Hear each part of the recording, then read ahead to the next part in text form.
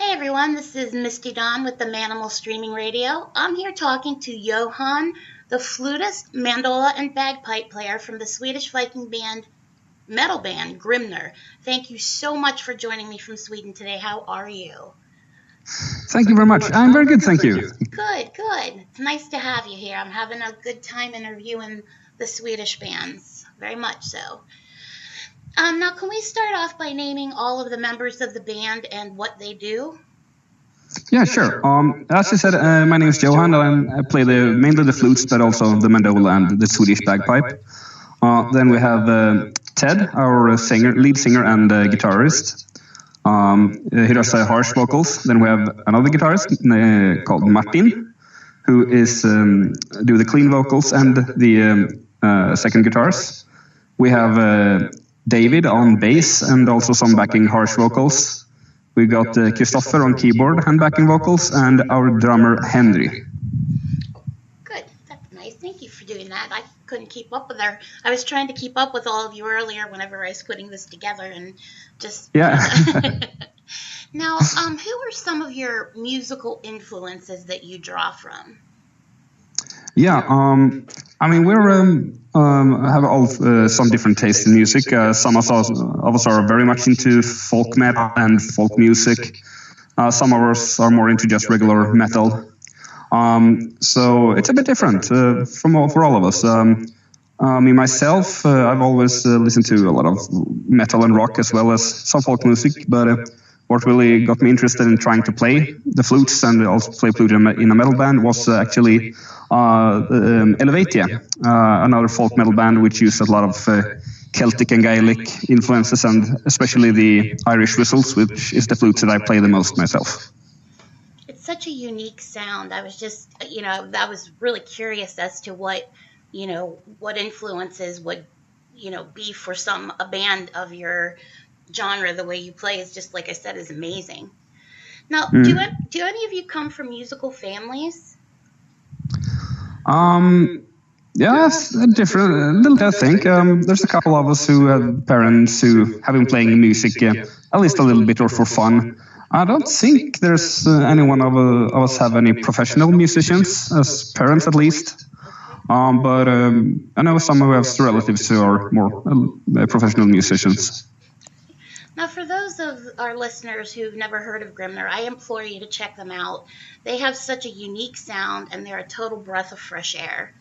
Now, I love the way you guys dress for your shows. Was that something that you've done all along?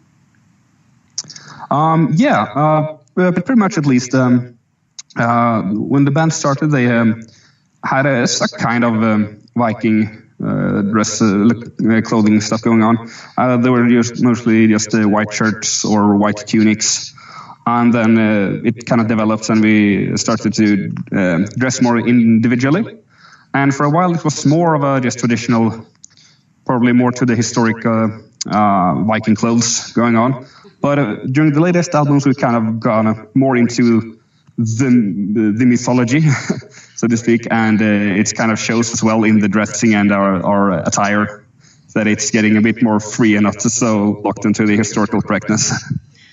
Now, was this the mythology? Is that something that you have played? Because I really haven't had a whole lot of chance to listen to your music prior. But now, is this just the first album that has to do with Norse mythology, or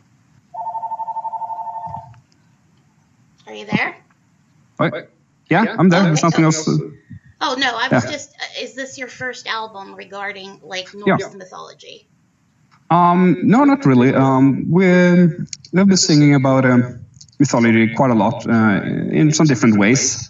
The previous album, Frost mot Eld, was quite inspired by mythology as well, and especially a Ragnarök, just so a very specific theme of the mythology. And for the new album, we have a bit of both. Most of it is based in mythology, but we also have dabbled a bit with just Norse folklore and also just historical events from the Viking era. Now, this year is your 10th anniversary, correct? That you've been a band together, correct? Yep, that's true. Okay, I thought that. And you released this new full-length album, and I hope I don't say this wrong. It's Xanadrotning. Yeah. Oh, good. And that's in celebration. You do that through Despot's record, and that came out in February. Can you tell our listeners what this translates to and why you chose this title for the album? Yeah, sure. So Vanadrottning translates into Queen of the Vanir, or the Vanir, probably it's in English. And that is a character from quite a very early mythological event, where the Aesir gods and the Vanir gods were at war together. And during this war, the Queen of the Vanir, Gulveig, she got captured by the Aesir, and she was also a bit of a mage or witch, and they sentenced her to be burned at the stakes. But what happened was when she was burned, she was reborn anew in the ashes of the fire. And so they sentenced her to death again, but she was reborn again. And they did, so she was, in the end, she was burned 3 times, but she just kept being reborn from the ashes, and thus the 2 families of gods instead settled on a truce, which lasted until quite a long time in the mythology. That's such an interesting. I just love the story from beginning to end. It's just awesome. Now this album is so impressive. I love the sound. It's a combination of folk and metal music, which I'm not sure too many people over here are real familiar with. I mean, I'm sure they've heard of it, but to be able to listen to this after you've had like years upon years of just listening to regular heavy metal, it's like, wow, it's like a burst of sunshine. It's just amazing. Now, how does this album differ from anything else you've put out to date? Yeah, I would probably say that if you look back on our 3 main albums we've released, the first one we recorded ourselves and was kind of the first time we got to do a full-length album. The second one was when we got a major label backing us and producing it, and it was the first time we actually got some money to record in a larger studio and things like that. And we worked with a friend of ours who was the sound engineer, who was really good in coaching, especially vocals, and got a lot really melodic sound going there because the sound guy was really into power metal and things like that. So he coached us a lot for the choirs. So that was a very melodic album. And for this one, we tried to still keep the melodic theme that we developed during the previous album, but we wanted to take it a bit further and just go a slightly darker theme and darker feel, and also getting the rhythm instruments a bit more place in the music. Now, what track did you lay down first? I think first we do just a rough recording with guitars and bass as well, I think. But the first track that we do for real is the drums. Okay. Now, does everybody collaborate with the songwriting, or is it just one person? It's the main songwriter is Ted, our lead singer and guitar player. He writes most of the music, but then we all try it out together, and we might change some stuff. I might have to change some flute just to get it to work properly for my kind of type of playing and for the flutes I am playing. And we might say that we like some part and we kind of want to change something else. So that's mostly, but otherwise it's Ted who writes most of the music. Then for the lyrics, it has been a bit different. Mostly it's, for the latest album, it was mostly Ted and myself writing, with the help from some of the other guys on a couple of the songs. Now, can you walk us through just a few of your tracks and give a brief description what the songs are about? Yeah, sure. So, as I said, the first track of the album is Vanadrottning, and is about that event that we talked about earlier. One of my favorite tracks of the album is a song called Kvällningssång, which is themed with the Scandinavian folklore, and it is about fairies who when you walked in the forest, you could see a fairy circle, just a ring of mushrooms on the ground, and if you stepped into it, then you could get trapped by the fairies. That's a song that I really like. It's very just have a slightly spooky feel to it, and I enjoy that a lot. We have we have one track which is more historically oriented. It's called Vårt blod, våra liv, Our blood, our life, which is about the Varangian Guard, which is pretty much hired soldiers who traveled east to Constantinople and was pretty much a private guard army for the emperor of Constantinople. And the warriors who went there were from different cultures and countries, so it was both the Vikings from the north, there were people from around Arabia, there was people from Northern Europe, so just a private army for the emperor over there. Interesting, so interesting. Yeah, it really is. And then there's a lot of songs with just more of a mythological theme. One of the first single we released was En fallen jätte, a fallen giant, which tells of pretty much once where Thor went with his entourage to he traveled out of Asgard to the land of giants, and there were kind of just at a party, and there's one giant who was just being very cocky and being an asshole, and then kind of just challenged Thor to a duel, and it didn't go too well for him. Interesting, very interesting. Now, how has the album been received so far? I mean, are people excited and going crazy for it? Because I could see why. I feel like it's been very well received. It's always a bit different. We are getting pretty good reviews from just regular metal reviewers or web pages and magazines who is more into the just regular metal. They seem to join quite a lot. And for the more just folk metal and oriented web pages, we have been getting great reviews for it. Really, really good. So we're very happy with that.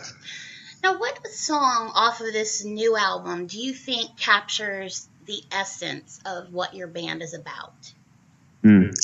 Yeah, I would probably say either En fallen jätte, the song I mentioned just now, or probably the song Dödens dans, Dance of Death, which is a very, it's among the shorter songs, but it's very quick and very intensive and very fun. Nice. Now, I know here in the States, it's, for bands around here, it's really difficult promoting music anymore. Other than social media, do you have any other platforms that you use to promote? Not really, I would say. It's usually through the social medias at the moment. Sometimes if there's we have a gig, we might print posters, or the venue who have booked us might print posters. But in today's society, it's mostly it simply is the most effective way to just go through the social medias. Okay. How hard is it balancing your personal life with your professional life? It usually works pretty good. This year has been very, very intense for us. With the 10-year anniversary, we have more gigs than we have ever had before. I think at most we maybe had between 10 or 15 gigs a year, but I think we have 35 gigs booked this year. Oh my. So it's a very intensive year. So we hopefully will take it a bit slower next year. Right. Now, who did the album cover for this? It's so cool. I love it. Yeah, thank you. It's a guy that we kind of know ourselves. Who doesn't live too far from where we rehearse, and he's a very good painter. He do paint a lot by hand, oil paintings. I think this one he did on computer, just because it's a bit more expensive to do it in oil paintings. But it's really good, and he has a very dark tone to it. He does a lot of covers for black metal and death metal bands. So we just felt nice to try something else. We have had the same guy making the previous albums. So with that we wanted to get a slightly darker feel, we felt that we would try out this guy. And it worked really well, I think. That's great. Yeah, it's really unique and very, very cool. Thank you. Where do you see the band in 10 years? Well, hopefully we're still going strong. I don't know. Maybe, hopefully, we might have established ourselves as a pretty big name in the folk metal genre. We're on the way there. It kind of feels right now. A lot of people is starting to talk about us as an established folk metal band, and as you said, we're being a somewhat fresh breeze of air in the folk metal genre. It feels like it is a slight revival of the folk metal overall. There's a lot of new bands coming up who's really gets it going. So hopefully, in 10 years, we have got to travel outside of Europe to play maybe America and some other continents as well. Yeah, I don't know. It's hopefully we'll still be playing at least. I'd love to see you guys in the States at some point, but I know getting visas are super hard and super pricey, so I can understand that, Yeah. Now, can you shed light on any upcoming tour dates that you might have within the next month or so? Yeah, sure. Oh, let's see if I can remember them in my head. But we are going to Germany for a festival, Barter Open Air. I think it is around the 20th something. You can find it on our Facebook page if you want to check it out, but it's in Germany. And then we're heading out in September on a pretty long tour, 2.5 weeks. We'll play gigs all over the northern part of Europe. I think it's about 14 gigs there. I think that's the main stuff we got going. We're going to Spain in September or November, I think, for a couple of club gigs there. And I think that's pretty much what we got going for the rest of the year. Awesome. Now, where can people buy your music? Yeah, we have a Bandcamp page. So if you can go into Bandcamp and search for Grimner. You'll find all the albums and our merchandise. You can also find links through our social medias on Facebook or Twitter or Instagram. Okay, great. I read that you are a blacksmith by trade. Yes, that is correct. I'm standing just outside of my forge at the moment, actually. So. Well, how long have you been doing that? I think that's a fascinating job. I like watching videos of it, and it's really, really very cool. Yeah. I've been doing it for, I guess I'm getting close to my 7th year, which 4 of those years are just my education for becoming a blacksmith. Mm-hmm. That's great. Yeah. Now, is there anything else that you'd like to mention to our listeners that we didn't get the chance to cover today? I don't know. I think it feels like I covered most of the stuff. All I can say is just if you're intrigued by what we talked about today and it feels like this could be something you could be into, then please check us out, and I really hope you like it. That's great. Well, I just want to thank you for taking the time to join me today all the way from Sweden.